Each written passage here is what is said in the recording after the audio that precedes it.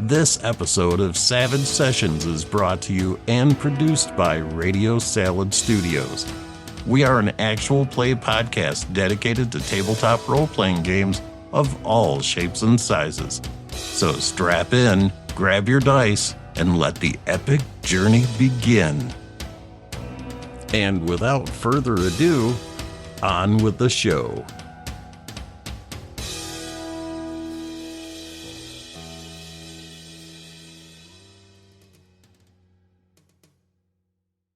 So our opening shot starts with a bright moon over top of the a series of buildings. We see large dark birds cutting through the air and taking roost on top of several large trees. As the camera begins to cut down and through the branches of these trees, we see a car. And as the camera gets closer, we can see the car doing a rhythmic rocking back and forth. And we can, as it gets closer, we can see the windows are fogged up. And as it gets closer and closer, it stops and it pans over to the right of the car. And what we can see is several well-manicured shrubs lining a sidewalk. We see a bench. The camera continues to zoom in on the bench, and just past the bench, in the tree line, we see the glimmering of eyes. The camera begins to continue to move more further to the right. We can hear giggling off camera of a young couple inside the car, but the camera keeps getting closer and closer to the trees. It begins to go down to ground level. It stops just outside the tree line, and we see a large paw of some kind. It has leathery, scaled skin. It looks like a cat's paw, except it's significantly larger than what a normal cat's paw would be. And massive talons extend in and out of the pads of the paw. And as the paws continue thumping through the ground, it rises up and we can see a dark shape moving towards this car. Camera quickly cuts to inside of the car, and we see a young couple in the back seat. The boy stops and leans forward. He pulls up a bottle and a couple of shot glasses. He pours a drink for him and a lovely blonde that is pushed up against the door. She smiles joyfully at him and she takes a drink. They both clink the glasses. She shoots it back. The guy's eyes get big. He smiles big. And she undoes the top two buttons of her shirt. He smiles big and he starts quickly trying to take off his shirt. The girl's chuckling, and all of a sudden the car shakes. They both stop. She glances around, their eyes get big, and then her eyes narrow. She leans forward. Are you kidding me? Did your morons friends, did they follow us here? No, boom, the car shakes again. Oh, okay, she shakes and she starts buttoning her shirt. Oh, no, hey, I will handle this. He opens the door and he steps out, and as he steps out the driver's side, turns around. Okay, seriously, guys, man, for the last time, I told you, man, dude, I'm with a chick here, and he drops down. One hand comes up, the girl's eyes get big. She stiffens up. His one hand is holding out of the door frame. There's another high-pitched scream, and his hand gets jerked away from the door frame. The girl's eyes are huge. There's a horrible sound coming from outside. The car thumps a couple times, and then everything just sits still. The only noise that we can hear is her heavy breathing. She's glancing around, and that's when we see a shadow rise up behind her, and it snorts on the window. She turns, the door comes flying off the car. She screams, something grabs her. And we see from her point of view, a large, muscular body and talon paws. What they stretch and move like fingers. and they grab onto her. And from her point of view, we see her going out of the car through the air, and she smashes onto the bench that was several feet away from the car, hits it so hard she just cartwheels right over top of it, and she lands right at the edge of the woods. She pushes herself up with her one good arm, bloodied and bruised. She turns. We see her scream. The camera zooms in. We see a set of jaws open up, and they split, and we see two large tusks. Her screams are drowned out by a massive roar. The camera begins to rise up, goes through those same tree lines. The birds erupt outwards, start to fly around, and they come directly at the screen. And one of the birds smashes into the screen, cracks it, and the bird's head turns, and it stops, becomes animated, and makes the ETU Raven logo, or is a 60-second introduction of Who Am I? An introduction of themselves and the character they'll be playing. Gentlemen, which one of you would like to go first? All right. I always wait until I always wait until somebody jumps on it, but you know, I give them an opportunity. But yeah, I'm gonna jump all over that. Okay. All right. One second. All right. Stopwatch going, and here we go. 60 seconds on the clock. Go. Okay. My name is Grant Tucker. I'm a culinary student. Work part-time at a restaurant. My family is from the East Coast, but I relocated to Texas to attend the best culinary school I could find or afford. And yeah, so anyway, I live a good, clean life. I'm a healthy dude. I love cooking. But when I'm not cooking, I play bass in a band. And no, it's a good band. We play a local gig every couple of weeks, and keeps us fresh and hot, as it were. So yeah, and I own an electric food truck to get around town. So there you go. Nice, excellent. Okay, nice. All right. Go ahead, take your fourth, Benny. Thank you kindly. We'll jump in there. All right, who would like to go for their fourth? Go ahead, James. Knock it out. I'm James. I'm from Canada, and I'm happy to be back at Chuck's table. I've been a little while. So I'm playing Sage. Sage is they're vegan, they're pagan, Wiccan to be precise. They're a botany major, freshmen. They're lucky enough to be part of the what's the word? They work with the professor as a teacher's aide. They're non-binary. They're very tiny, shy, pacifist. They're really happy to be here because it's really their first chance to get away from the Christian, strong, moral family that turned their back on them when they came out as a Wiccan, vegan, non-binary botany major. So nice. Okay, and there it is. You got your 60. Congratulations. Go ahead, take your fourth, Benny. And Mr. Fish. Yes, sir. 60 seconds on the clock. Are you ready? Sure. Go. All right. So, yes, I'm Mr. Fish, and my character's name is Sadie McGreedy. Is the typical coming from high school. He was the football jock, popular in the school. We're pretty popular. He wasn't the top dog at the school, but he was pretty close. Now he's going to college, and he's just kind of not sure where he fits in yet. Couldn't figure out that kind of stuff. Already knows that he can't stand his roommate. 10 he's seconds. Looking to basically probably just get by and try and fit in as best he can here. Cool. There you go. Excellent. All right. Nice. All right. Well done, gentlemen. Well done. Okay. As the ETU logo, the title shot as it begins to shake and As the camera begins to pull back, the logo begins to change. You still have the ETU, the black raven head, but the border around it becomes yellowish in color.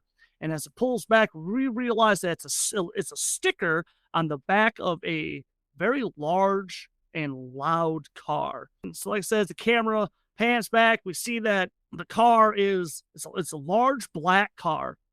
Sounds powerful, sounds impressive, and it's barreling through this town. And as the camera comes down, we see that it has barreled past the sign that says, "Welcome to Pine Box, Texas." There's a population on it, but the population has been whited out, and it has just a big question mark on it. Because it's on top of my head. So anyway, so the car's barreling through, and as camera's following it, as the back end sways back, going through this small town, and the camera quickly comes up, goes through the back window, past the back seat, and we can hear a phone chiming, and we can see there's duffel bags, and some other suitcase, and maybe another smaller duffel bag in the back seat. Then the front seat, there's several papers, several manila folders, and on top of those there is a flip phone that's sitting on top of them. The phone begins to bright up, and we see the driver, a very attractive black man, looks down, looks back up, glances back down, and as we've been following the car, the music coming from the car is "Born to Raise Hell" is currently playing. His hand goes out, and he quickly snaps it down. He picks up the phone, clicks it open. He's leaning back. He's not driving white knuckle or anything. He's very relaxed, and he folds it up as he's driving. Yeah, I told you I'd be coming back. Well, something needs to be done. It can't keep going the way things are going. Now, I know. Look, my plan will work. It will. It'll work. I have it all figured out. No, not like last time. This is different. It's very different. I understand. I'm almost there now. And he stops, he pulls the phone back, and it says that there's another call. And he chuckles. All right, yes, I'll be in touch. He ends the one call, glances at the phone, slows down, and he pulls off to the side, and he back in slides the halt, and the driver's side door opens up, and he steps out. He's a tall guy. He's a tall guy. Like I said, he's handsome, he's well built, he's got a nice brown leather jacket on, denim pants. He smiles. He clicks on the phone. Well. Can't say I'm surprised. He's glanced around. He walks to the back of the car. He leans up against the trunk. I remember what you said. Yeah. Don't do that. Don't threaten me. Don't do that. You know who I am. And I told you before. You've been ahead of everyone for a long time. That comes to an end today. I told you before. All I have to do is find the right people. And you know what? He turns, he looks at the phone. I found them. He clicks it shut. Stops, looks down, tosses the phone onto the ground underneath the tire. And the camera has followed the phone as it hits and bounces underneath the tire. And we see his boots as they get into the car. The door slams shut. Then we see the tires spin. It crushes it. And the car goes off. And as it goes off, the car squeals onto the road. And we see the large sign, East Texas University campus, and the arrow straight ahead. As the car comes around a corner, the camera goes through the passenger side, dips down, and we see the driver's hand go down. He flips open the first manila envelope, and we see a young individual in the photograph. And James, it is Sage. Camera zooms in onto Sage, and it transitions to where Sage is currently in the car. James, I'm going to need you to go ahead. Why don't you draw me a card real quick? All right. Like from the deck on the table or from a real life deck? If you got one in front of you, that's fine. Go ahead and let me know if it's red or black. It is red. It is red. Okay, things are going relatively smooth. You are off on the side of the road. You've just fixed the car. So here's a couple things. First of all, I want you to describe Sage. And Okay. Sage has a car. I want you to describe Sage, describe the car, and describe the challenges that this car presents, Sage. And then we'll get a little bit more into Sage before I move on. Well, I assume at this point I only know one of the challenges this car presents because I just got to town. So the other challenge is not maybe known to me. Yes, exactly. Yeah. Yeah. Yeah, the car's So, a trouble magnet. Apparently, it's a very popular car. apparently, 2005 Toyota. Prius. Right. So what does Sage look Yeah. like? So Sage is, like I said, they're quite demure. Like they're like 5 feet, 92 pounds. Like they're very not very beefy. Right now they're wearing like a black t-shirt, and they like tucked into a pair of tight black jeans, with a pair of nice sneakers, red black sneakers. Mm-hmm. And their hair is kind of like combed back and like a bit greased, short hair. It changes color frequently, but currently it's dyed like call it a sage. Nice sort of grayish Nice. green color. They are, like I said, they're just in their car, which is jammed packed with as much stuff as they can fit in it. Nice. Luckily it's a hatchback, so we can fit quite a bit in there. Nice. Mostly bags of clothing, mostly a lot of clothing. They've got a backpack with laptop and all the main things, but then there's books and books and books and books. Sage likes to read. Nice. Yeah. Well, and Sage is, like I said, Sage kind of had to leave home in a hurry with whatever she could fit in. All right. Yeah. Let's talk about. First of all, right now it's early. Yeah. It's about maybe 9 o'clock in the morning. Your acceptance letter, I believe in you guys' journal. I believe there should be an acceptance letter. Yep, there it is. Okay, I have no idea if you guys read that, but you guys can read that on your own time. But basically, there it is. Now you've also been informed that the registration for freshmen, they have for security and things like that. The documents that were sent to you, like the registration for freshmen opens at 10 o'clock. You were given a map of the campus. You were given a map of Pine Box. If that is not in, it should be also in. It's all her. Awesome, cool, good. Good GM. All right. And like I said, for freshmen, it starts at 10 o'clock. 10 o'clock. Yeah. As earliest that they want freshmen there. Now the dormitory situations, freshmen always go last. Getting situated in their rooms. It was specifically stated no earlier than 1 p.m. Right. Like when you get there, you have a temporary student ID that when you get onto campus proper, it's just stated to show your driver's license, or whatever form of ID plus this registration. It's repeatedly said, do not lose this. That was a big thing. But yeah, so Sage is either outside of Pine Box or in Pine Box. You're not quite on campus yet.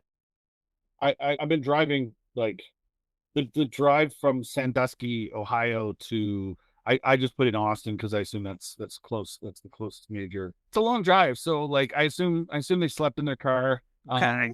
I assume that which is why they're dressed, light and sort of like, because they probably slept in these clothes for a couple of days now. Nice. So think of that as Sage reminiscing. Maybe she stops. She's putting gas in the car, and not a lot because it's a hybrid.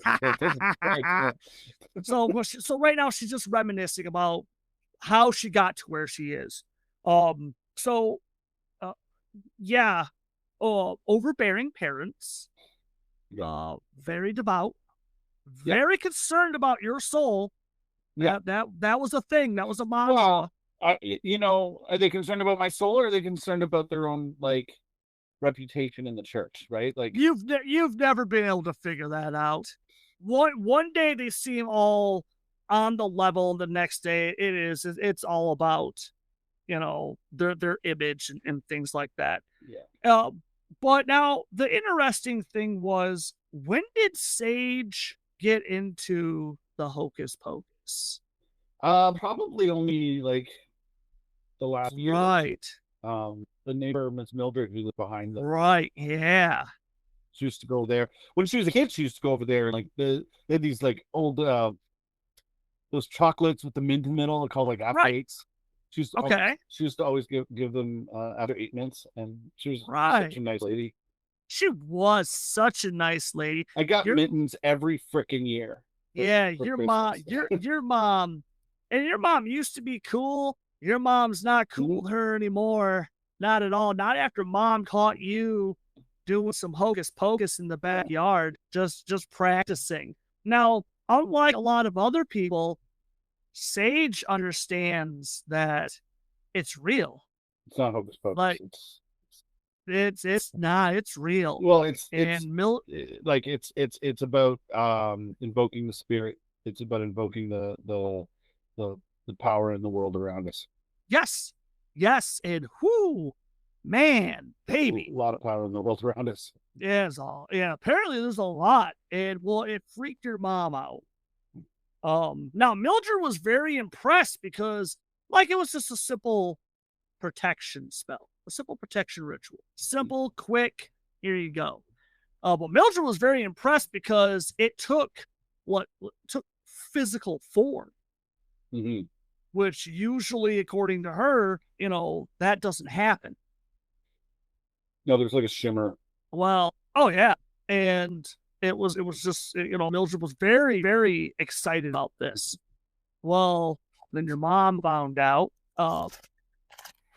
Now, and she forbade you to go and hang out with Miss Mildred. Now, Sage is also recently, towards the end of her, what would be her senior year. She's been they have been in contact with someone. And this individual simply goes by the name Captain. Where did I meet Cap? Online? Yeah, I'm thinking online. Like online. Like Wiccan forums, or there we go. Yeah. And there was this Captain had a different tone, good looking guy. He's got a pretty kick-ass car. And the pictures and videos that, so it was is he the one with the sports car? Oh yeah. I saw a picture in the group chat of awesome. Okay. I think somebody had mentioned it before, but I didn't think about it. What do you guys think, Paula? Dude, that's a nice one. That Paula? Isn't that that's the freaking supernatural car, right? Yeah, I think it is. Is it? All right. Well, how about we do this? How about we do the javelin? Heck yeah. I love AMCs, man. Do it. Okay, the javelin? Yeah. I got no cars. I just sell Kias. What do I do? I'm a gearhead, man. That's all I do. Okay. You're not gonna go with an Optima? So yeah. No, but the tone with him was different. And he had, and he had cultivated a lot, and he was the one that, recommended that you come to ETU and don't come to school here, because I can show you, my friends and I, we not only will you get a quality education, but you'll also get the, how would he have put this? The occult education that you deserve. Right. And when he found out that you applied and that you were coming, he said that was fantastic. and he had asked, and again, I don't know if Sage had told him or not. He had asked what dorm, that way, we can set up a meet, and because it wasn't just you. This is also you and three other people that had all agreed to go to ETU. Like this so far sounds pretty creepy. Yeah. Oh yeah. No. It was. There was a lot of like, what the heck? The thing that really solidified it with you was when he sent you a ritual. Okay. And it was a simple ritual. And it would basically it was just using a simple candle, salt, and nearby fresh water. Okay. Doing this ritual, rattle off a few words with conviction, and it would put your name. The flame would come off, and it would spell your name. Okay. And so it worked. It was a bit of a showy thing, but it was real. But it worked, and it was real. Mm-hmm. And that's what sealed the deal. And he sent this out to quite a few people. And then he said, "Hey, if you could get this to work, send it here. Let me see it." And right. It was just like when you cast the other ones, it just made you feel real good. Yeah. So yeah. Did you tell Captain your dorm or anything like that, or did you suggest a place? I think I probably, if it's fair, I would have probably suggested we meet somewhere public the first time, just because I'm still a bit nervous. No, and he totally understands. He gets it. And again, this isn't like you guys were talking for like just a couple of weeks. This is a good 6-7 months that right. you've been talking to this guy, if not daily. And again, not just him, but it got narrowed down to you and these three other people. Well, and I assume too, I was on the forums from like I guess the previous summer when I'd learned the ritual, and I started following like some of the forums, and I posted maybe that this had happened, that it worked, might have drawn his attention, and that's probably where. Yeah. Oh God, yeah, because there's a lot of people that were like, "You're full of crap. This doesn't work." No, that's not how magic works, honey. That's not how magic works.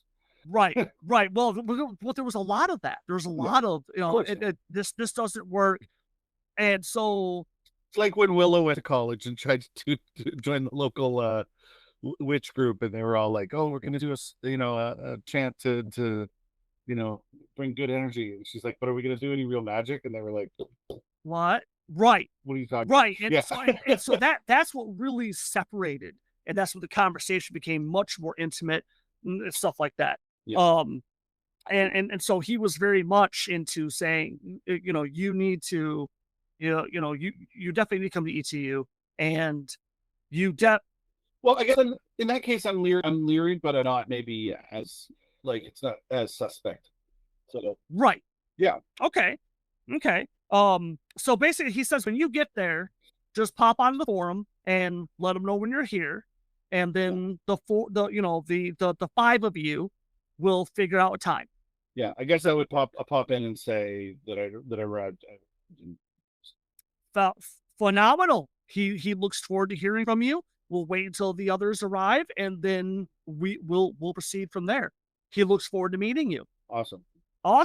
And so as Sage is getting in the car and continuing on to the campus, we see another vehicle on the opposite side of the road. And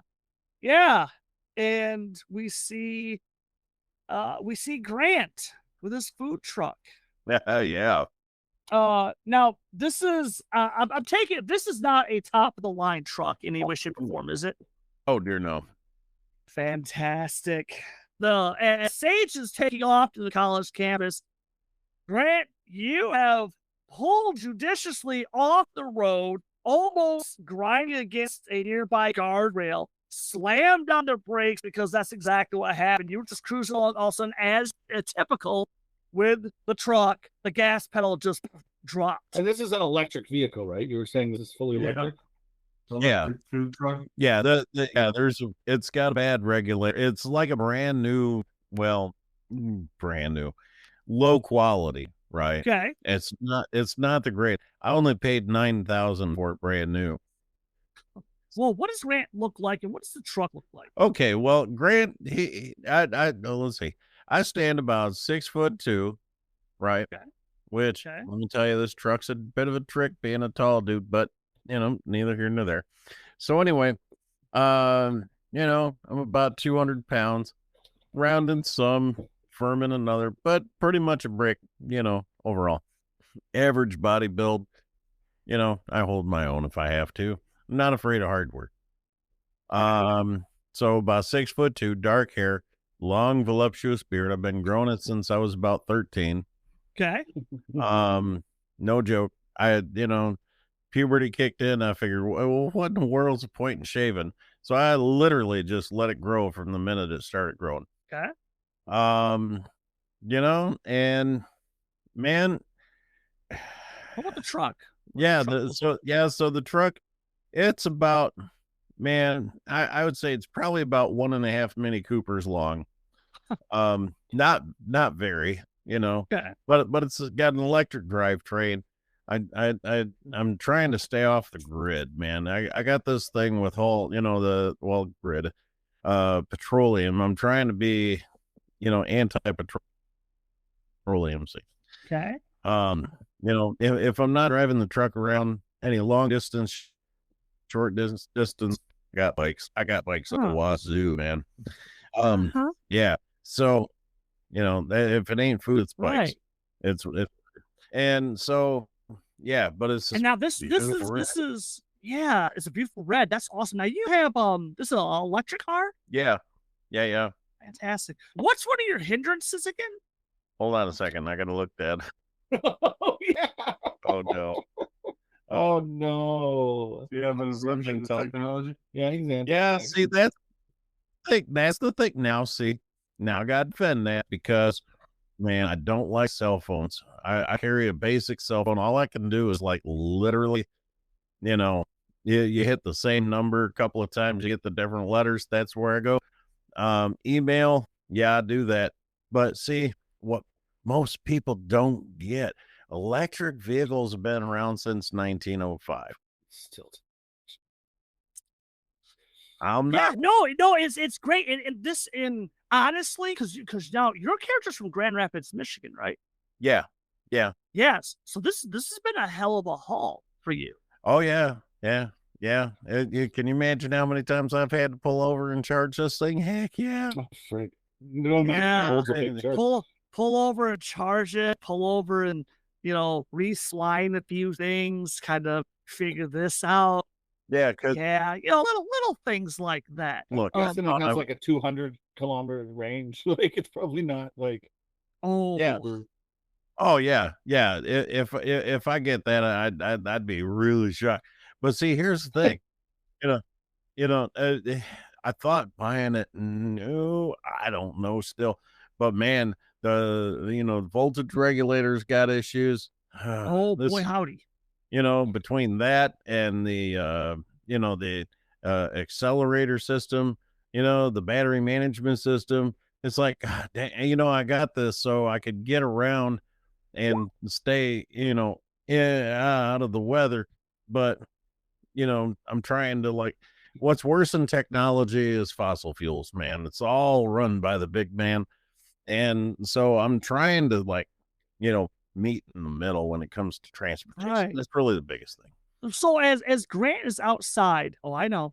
As Grant is outside, and you've got you're checking things over to make sure nothing's got burnt out or anything like that. Yeah. Nope. You're it took him all summer to get here from Grand Rapids.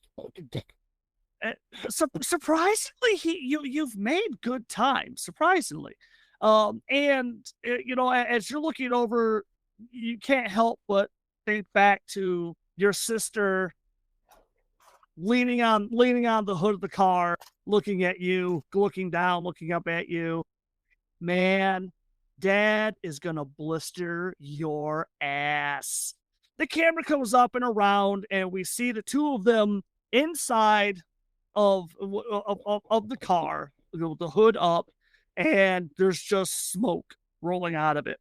Your sister is at this point, she's Joanne Grant.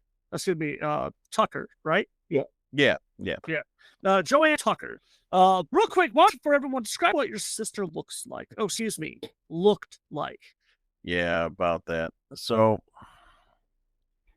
sorry, that's a little hard for me. No, All right. she was like 5'7", Okay. the dark auburn hair, just absolute, probably the most beautiful person in the world. And I'm not just saying that because she was my sister. She was, she was a looker, and I pretty much stood guard dog over her because, man, the guys she would bring home, no, questionable. So, but no, yeah, she was pretty, but not fat, not light, just somewhere. She was just, all the guys were knocking on her door. Right. Smart, Absolutely. smart, athletic. Heck yeah. Dreamed of making it big in either LA or New York at one of the big papers or something like that. Maybe someday getting on television. The news is always the thing for her. So here you are, 13. So your beard is just starting. It's got a good shape to it and things like that. But it's there, and we see Grant's panicked face and looks down, because this always happens.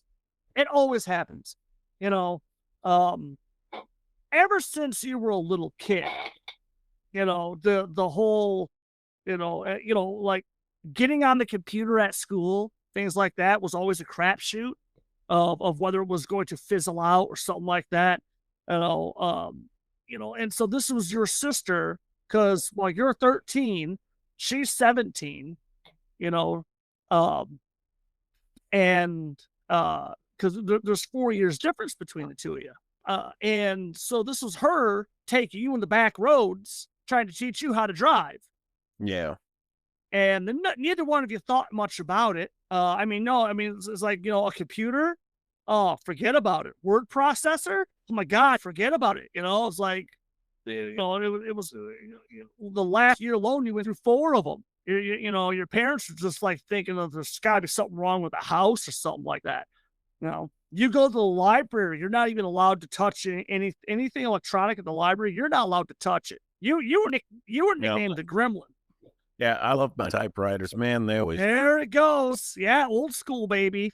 And so this scene ends with your sister basically telling you, jostling your hair, telling you not to freak out. It's okay. I got this. I know somebody. Yeah, that's how it's always been. She always had this. She always just knew.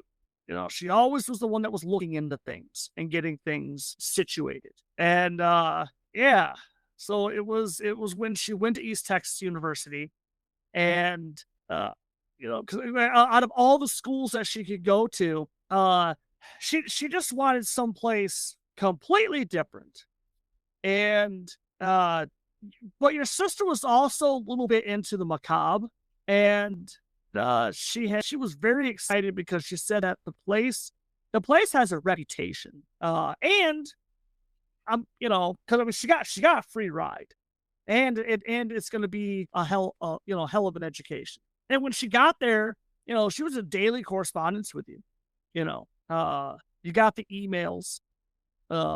She tried letters, but she said letters just took too long. And but she also liked the letters. She liked writing them or typing them, and then mailing them. And so the first few letters were very very excited.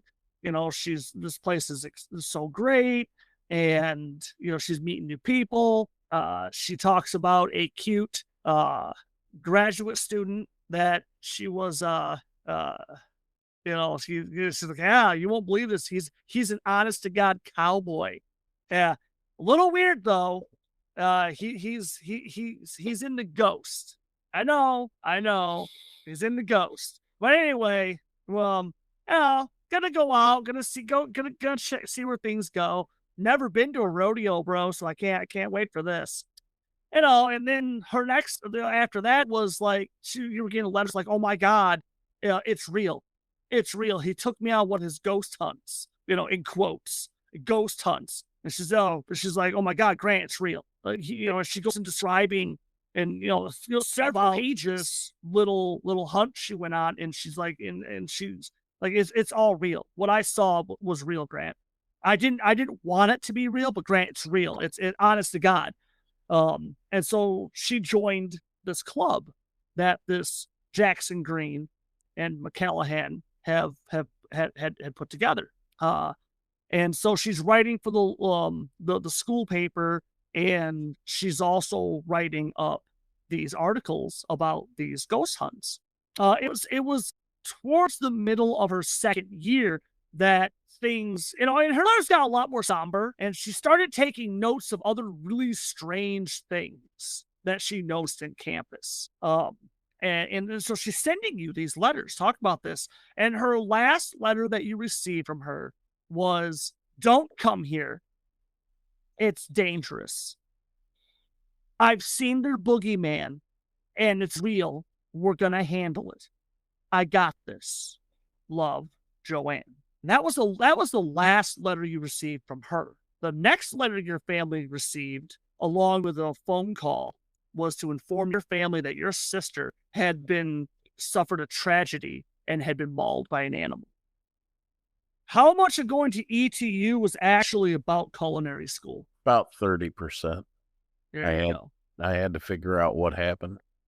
So as you slam down the hood to the truck and you pop in, you stop for a second, you take a whiff. Everett, you have another hindrance for your character. Would you like to tell us what the other ones are real quick?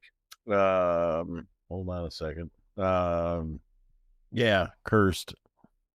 Yeah. So it's cursed and anti-technology. Were those the only two, or is it? Yeah, that's the only two. Yeah.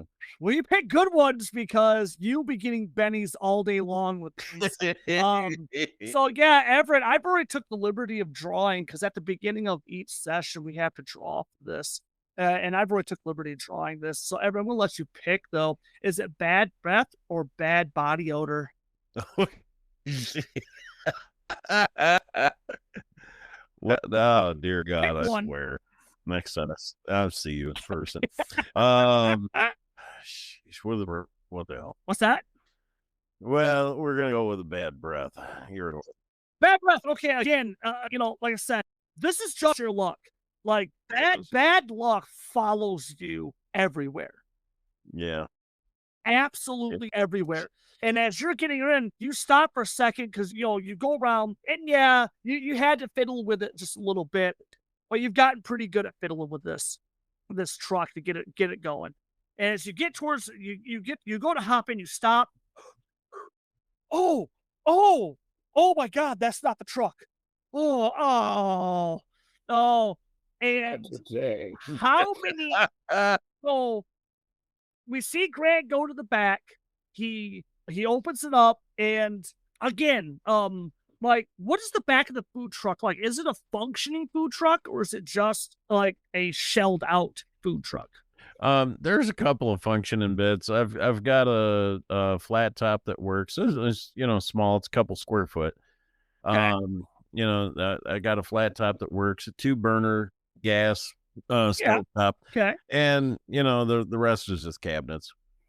Right. Do you got any duffel bags, suitcases on the floor in the back? Like how? Oh yeah. Okay. Yeah, I got a rucksack and a suitcase. Okay. So you're going light. Yeah. Okay. All right. So yeah. And a knife bag. Sorry. Okay. Yes. Gotta have the tools. Nice. So yeah. So we see Grant open up a bag. He reaches in, and he doesn't have one or two sets of deodorants. He's got like 13. And he doesn't have like breath mints, like a couple of containers. He's got a couple dozen of them. He grows freshmen. You know what? That's going to be canon. He he's got that. Because, again, He chews it like friggin'. yeah, he just pluck. There we go. Okay. And we see him getting up and popping that in and pop a few more in, pop a couple more in, stuff it in his pocket, gets behind the wheel and hits the gas, and the van, the truck, lurch, boom, and it just zips off. Grant has to slam on the brakes again, and he almost careens into a bus that is going by. As the bus is going by, the camera follows up, and it's in. At first, the bus is going past the camera, and then the camera stops by one of the windows and begins to travel along with the bus. And there we see Scotty McCready, his face leaned up against the window. People start screaming. Scotty snaps up. Greg, why don't you go ahead? Tell us about Scotty real quick. What does he look like? And why is he on a bus? So Scotty is, I don't know, he's not like a big guy. He played football, he's probably about 6 foot. Okay. He was the quarterback. Of course. So good size. He's probably about 195 pounds. Oh, okay. So, but yeah, where did I say he was from? I forgot. I thought I said California or something. That's right. Yeah. Southern California. No, Yeah, San Diego. small. San Diego. Yeah. San Small. Diego. Yeah, small town. Outskirts San Diego. Right, small town just outside San Diego. But you weren't the big fish, but you were one of the big fish. San Dimas. He played San Dimas High School football. Too many good ideas. So what does Scott do? So how is he dressed and all this good stuff? Probably he likes his button-down shirts. Sometimes he'll leave them open with a t-shirt underneath, jeans, tennis shoes. Typical. Nothing super fancy, but not trying to be a slob either. Okay, all right, as best he can. All right. It's when one of the people, you glance around, and you don't know what people are screaming at. But apparently the bus almost got hit by somebody. And as you glance around and your head snaps up as one of people's, "You're a friggin' idiot, and you're never gonna amount to nothing." And it zooms in on Scotty, and when the camera pans back, Scotty is sitting in a chair, and he looks less than impressed, and we can hear somebody off camera repeating those same words. "If you make this decision, you're a freaking idiot, and you're never gonna amount to anything." And we realize that it's in a very nice house, very nice dining room table. There's Scotty, mom, dad. Does Scotty have any siblings? They're probably step siblings. Oh. Okay. For the most part, she got him. He might have some either step siblings or, we'll go with step siblings. I was going to say maybe he has a half brother, sister, something like that, something else. Oh God! Well, they've been dismissed from the table. Now is this biological dad or is this stepdad? We'll go with the biological dad with the evil stepmom. Okay, trophy mom. Probably. What exactly does dad do? Because he's well off. You know what? Out in California, he's probably a plastic surgeon. He's of course. Nice. Right. All right. His own practice. Got his own practice. Right. Second wife that he remarried was probably a second wife. Oh my God. Okay. His second wife was probably, like you said, the trophy wife that he had a hand in perfecting. Right. Nice. Oh my gosh. Well, she just gets up, she glances at you and just kind of rolls her eyes and turns and excuses herself, stating that she doesn't need to listen to this. And as she's walking away, your dad looks at her like, "Well, you're not even going to help with this?" She stops, turns, "He's not my kid," turns and continues to walk off. And your dad slumps down heavy into the chair, shakes his head, looks up at you. Scott, seriously, this is a ridiculous choice. Why do you not want to play football anymore? Yeah, he doesn't want to answer. Oh, yeah. Oh, your dad shakes his head. Look, what happened to that girl is not your fault. All right? Look, you just put the truth out there. It's not your fault that she couldn't handle it. All right? I mean, thank God she didn't die, but seriously, it's not your fault, Scott. You need to stop beating yourself about this.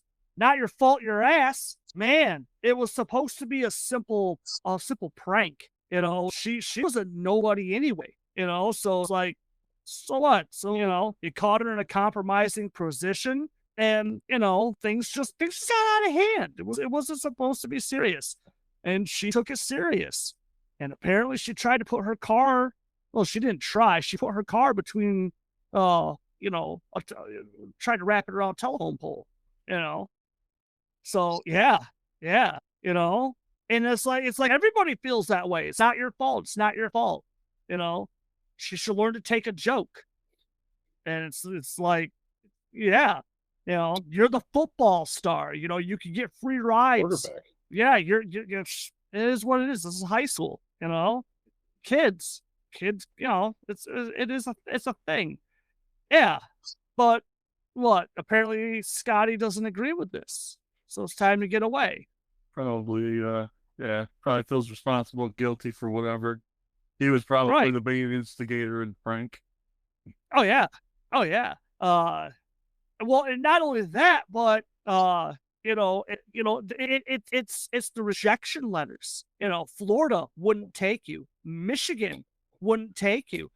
Local colleges around the big names in California wouldn't take you. UCLA. Right. I mean, they wouldn't take you, just on your grades. Now, the whole football thing, that may have been, and there's a couple letters that stated that. Perhaps you should look at a sports scholarship, something along that. Because when you're on the field, you're golden. Your intuition is spot on. The ball would just, you just knew where the ball needed to go. Now, whether or not the a-hole you're tossing it to can catch it, that's a different thing. But, it was, you were magic on the field. So yeah. I'm going to go ahead. I'm going to move you guys over to the campus itself. And Greg, your dad was always pretty protective of you. After your mom drowned, where he wasn't able to save her, he was able to save you. And again, that's what he always holds that over your head. The whole, and it's been more than a couple of mean times where he's in either a drunken slur or something like that, said, maybe I should have saved your mom instead. Yeah. He's a great guy. So as the bus is coming around and we are in front of the registration building. As the bus is coming, oh God, don't click on this presentation. So as the bus is coming around, sorry, not in the woods, but yeah, it goes past these little strip mall here, and there it is. There's the big thing. And you're not the only bus, but there's a line for the buses. Now, how does Scotty feel about not having wheels? Most of the time, because he was always partying and everything, he was usually always catching rides anyways. Okay. So, his dad taking his, because most of the time his dad, being the jerk that he was, always took his car anyways from him, because he was always in some kind of a mood or some kind of a right. So he was in so being without a car is nothing new to him. Right. Okay. Cool. All right. So they've got the driver, and as it pulls in behind these other buses, the assistant driver's up. And again, this person, is a young guy in his late 20s. and he's telling everyone to calm down, calm down. It starts to go through rigmarole.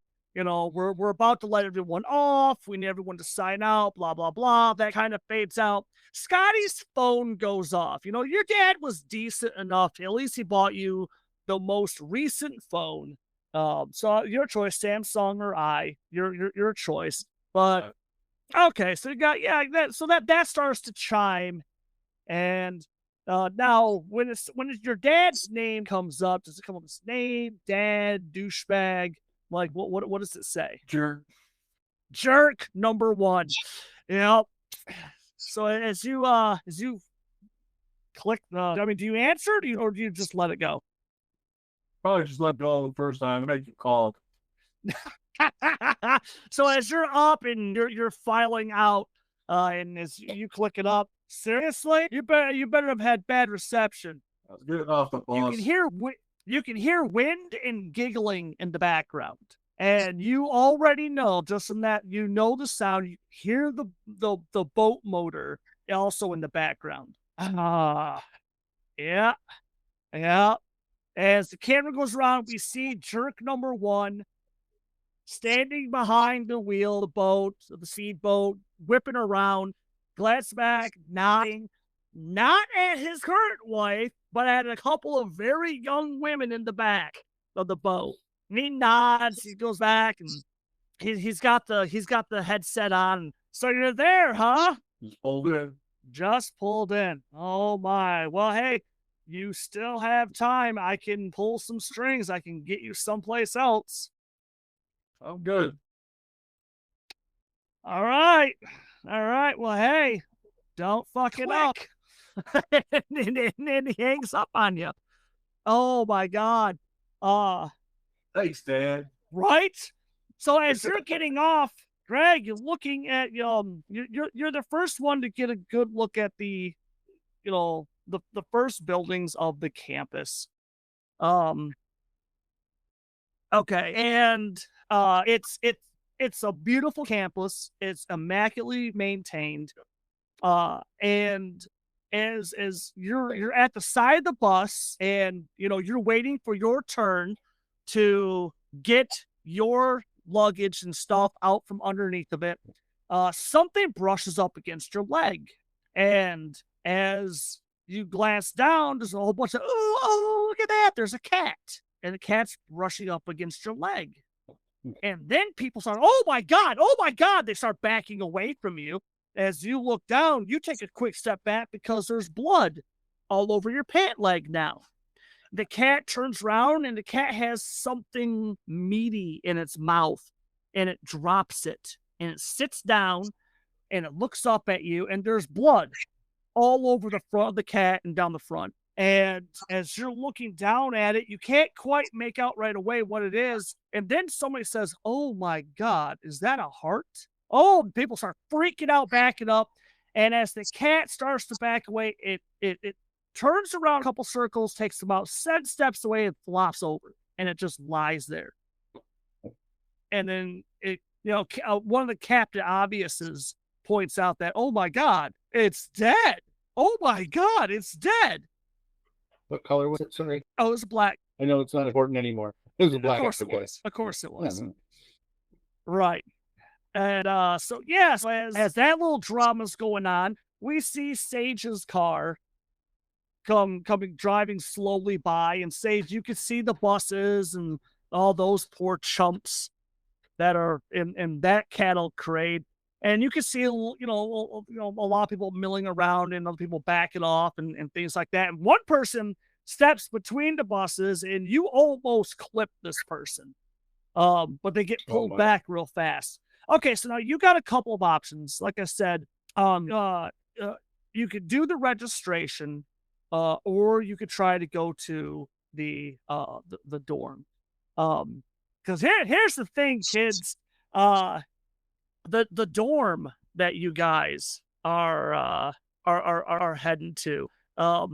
Again, well, for Scotty and Sage, it's what was affordable.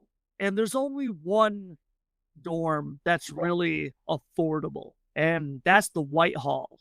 dormitory, one of the most notorious dorms on campus. According to I think I kind of picked it for that reason. I was kind of drawn to it for that reason too. Like I probably heard about it in some of the forums I was on. So yeah. So it's like, okay. And yeah. Scotty was on some of the school community pages, things like that, looking for information. Oh yeah. Oh, we'll get back to that in a hot second. Yeah. So yeah, if you guys want, like I said, the registration is relatively long and boring. So let's go ahead and skip that. And so from when you guys get here to when you can actually get to the dorm, just real quick before you're allowed to actually start finding your rooms, what are each of you doing? We'll start with Sage.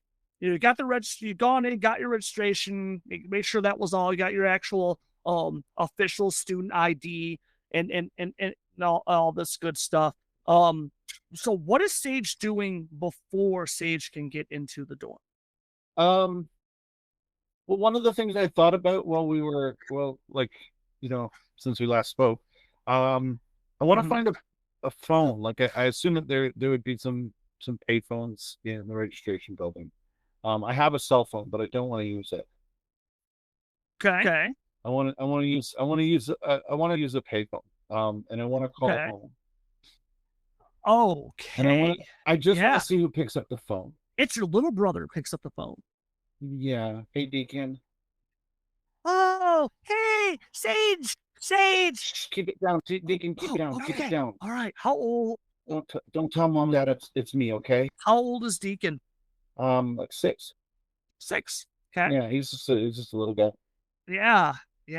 Hey, guess what? I drew pictures for us today. They're pretty good. I like them. Oh, that's amazing. Hey, are you at your new school? I am. Yeah, I am. I just got here and I'm safe and I'm okay. And I just wanted to say I miss you. I miss you, buddy. Oh, when are you gonna come home? I don't know. I mean, I'm gonna be here for a while though. Okay. So you'll be back on the weekend? No, probably not, buddy. I'm pretty far away. I'm all the way down in Texas. You remember where Texas is? Yes. No, I'm very far away. I'm at the bottom of the country. Okay. That's yeah. But I miss you, and I just want to. Who are you talking to? What is it? No, it's my friend. Who is this? Oh, it's your mom. Who is this? I can hear you breathing. Click. Camera pans, we see the mom. Mom looks down, and then it goes back to Sage. And I hang up the phone, and I'm just okay. Maybe it's time to find that professor that you had applied for and accepted to be an aide. That's right. What was the name I gave? Right. Well, while you figure that out, let's go up to Everett. Everett, you are pulling up through. You've got the registration done. You still have some time before you're allowed to go to the dorm room. What is Everett doing? Did you want to go and find the guys that for the band? Well, actually, I had thoughts of going to find the culinary arts building. Very nice. Okay. I want to kind of get a sneak peek on some of the equipment that they've got. Okay. You find a building and you're able to go through and as you are going through, your phone is going off. Oh dear heavens! Who knows? It's your mom. Yeah. It's your mom. So I answer it. Hey there. Okay, Everett. Do they know you've gone to ETU, or did you tell them you're going to a different college? That's a good question. I'll give you a penny you can carry over to the next session if you say it was a different college. You always make it fun. All right. Yeah, that's cool. Yeah, we can do that. What college do they think you're going to? CIA in Poughkeepsie. How far away is that from mommy and daddy? Are you sure that's far enough away? From Grand Rapids to Poughkeepsie is about a 14-hour drive. 14. Okay, so it's rare that mommy and daddy are gonna make that trip. Yeah. Hey, baby, how you doing? Oh, geez, Mom. What? Hey, how you doing?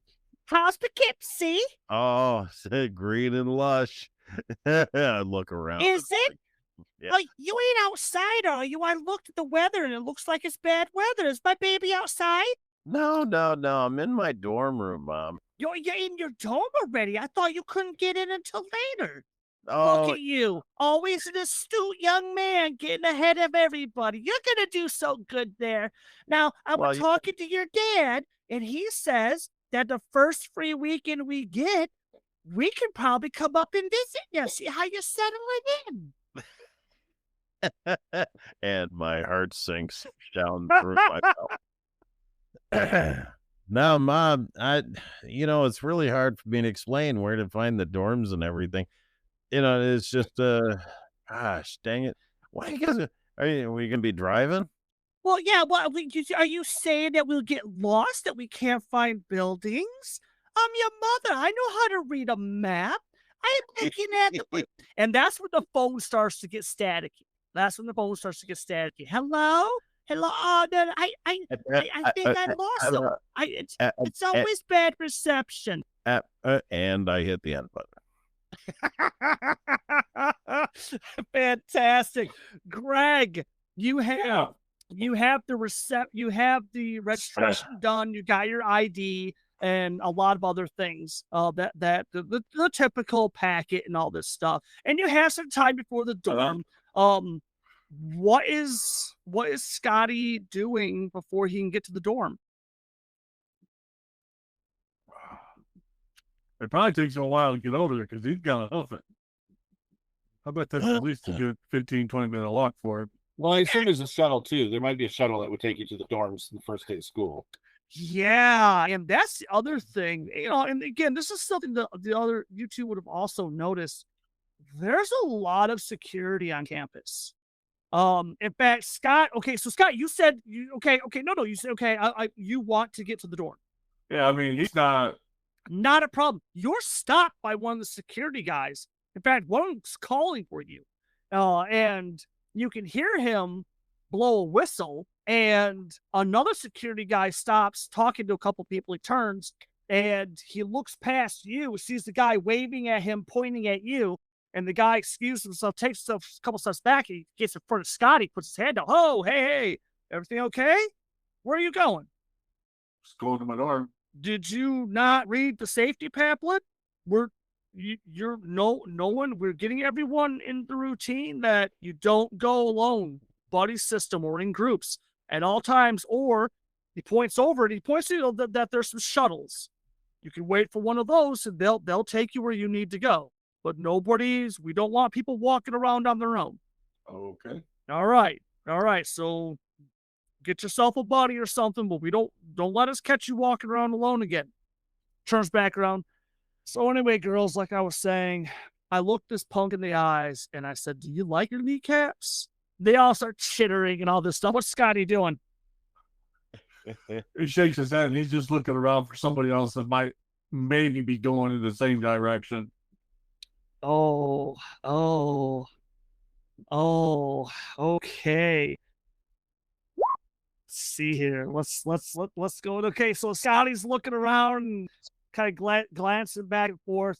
Yeah, okay. There's a guy in a Jeep, and he's just pulled up. And when he gets out, he looks at you. He looks directly at Scotty, and he tips his hat back, and he starts walking directly up to him. And he stops. You Todd Barron? Hey, no, my name's Scott. You're not. kind of reaches in his pocket, pulls out a photograph, flips it open, looks at you, and kind of walks by you, holds it up so you can see it. The guy looks similar to you, but it's not you. And he says, "Ah, crap.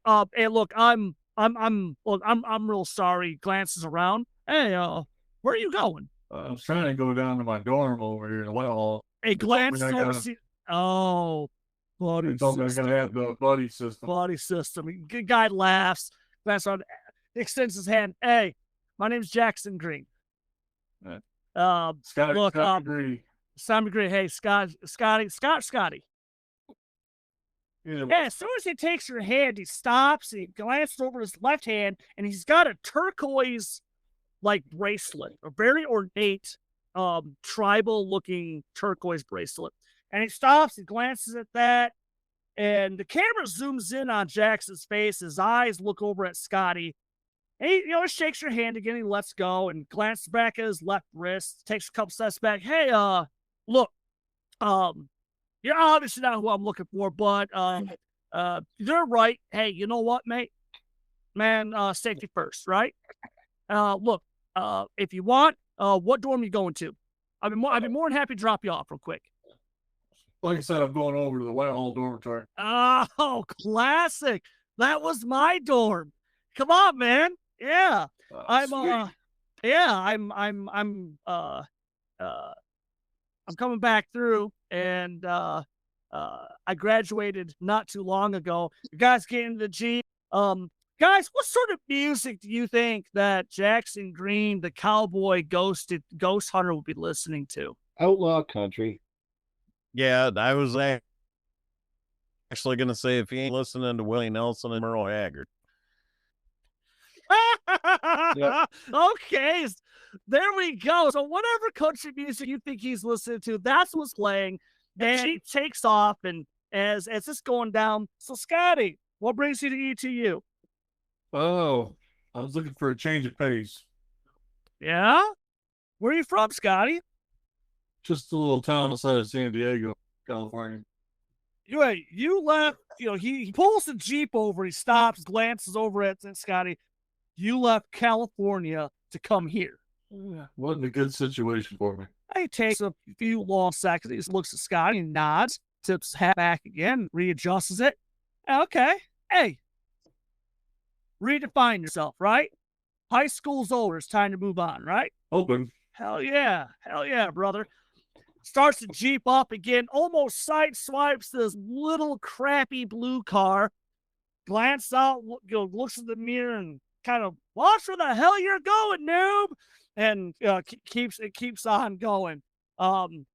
Sage, these people don't know how to drive, man. You almost got smashed by the. Oh, what a good old boy! I bet you he's got a gun rack and everything. Yep. Oh, what a. I'm still probably like, sorry. Like, it's my fault. sorry My about fault. Oh my God. Yeah, now the security guards are only worried about people on foot. If you're driving, that's a different story. It is encouraged, though, if you can give other students that you know and trust rides, do so, please. And again, it was during registration and the going around. You guys have heard the whisperings that the security this year has been beefed up, and that even the ROTC might be drafted to help out with things like that. And so, as the scene shifts, we are in front of the Whitehall dormitory. That's a wrap for this week. Join us again here at Radio Salad Studios, home for Savage Sessions. Make sure you follow us on Facebook, Instagram, and YouTube, and hit that bell icon to be notified when new episodes are released. Until we see each other again, Go out there, be safe, have fun, and may the dice be with you. always. This game references the Savage Worlds game system, available from Pinnacle Entertainment Group at www.peginc.com. It is unofficial media content permitted under the Media Network Content Agreement. This content is not managed, approved, or endorsed by Pinnacle Entertainment Group. Certain portions of the materials used are the intellectual property of Pinnacle and all rights reserved. Savage Worlds, all related settings, and unique characters, locations, and characters, logos, and trademarks are copyrights of Pinnacle Entertainment Group.